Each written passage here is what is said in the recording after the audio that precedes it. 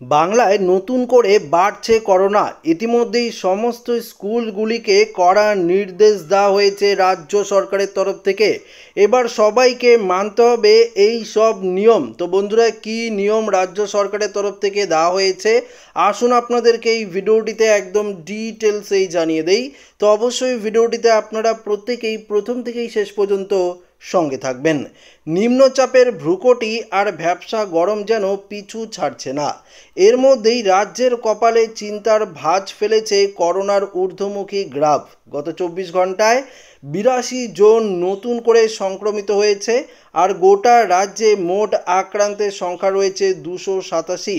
এই পরিস্থিতিতে স্কুল কর্তৃপক্ষের কপালে চিন্তার ভাঁজ পড়া স্বাভাবিক। গরমের অস্বস্তি আর ভাইরাস, এই দুয়ের মিলে ছাত্রছাত্রীদের স্বাস্থ্য নিয়ে উদ্বেগ বাড়ছে। তবে দেখুন, এখানে পরিষ্কার বলে দিয়েছে স্কুলগুলিও বসে নেই, আতঙ্ক নয়, বরং সচেতনতার মন্ত্র জপানো হচ্ছে। জ্বর, সর্দি, কাশি কিংবা সামান্য অস্বস্তি হলেই স্বাস্থ্যকেন্দ্রে যাওয়ার পরামর্শ দেওয়া হয়েছে। এমনকি সম্পূর্ণ সুস্থ না হওয়া পর্যন্ত স্কুলে আসতে বারণও করে দেওয়া হয়েছে। তো বুঝতেই পারলেন, প্রায় প্রতিটি স্কুলের প্রধান শিক্ষকের গলাতেই একই সুর। জুন থেকে আগস্ট এই 3 মাসেই আসল পঠন পাঠনের সময়, তাই স্বাস্থ্যবিধি মেনে নিয়মিত স্কুলে আসার বার্তা দেওয়া হয়েছে। মজার কথা হলো, এই নির্দেশিকা কিন্তু স্কুল খোলার জন্য অপেক্ষা করেনি।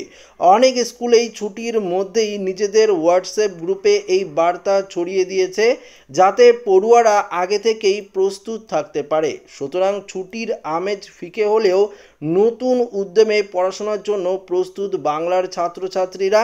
তবে এই নতুন শিক্ষাবর্ষে শুধু বইয়ের পাতাই নয়, স্বাস্থ্যবিধি মেনে চলার পাঠও সমান গুরুত্বপূর্ণ। এবার দেখা যাক প্রকৃতির এই খামখেয়ালিপনা আর ভাইরাসের চোখ রাঙানিকে উপেক্ষা করে ছাত্রছাত্রীরা কতটা সাবধানে তাদের শিক্ষা জীবন এগিয়ে নিয়ে যেতে পারে।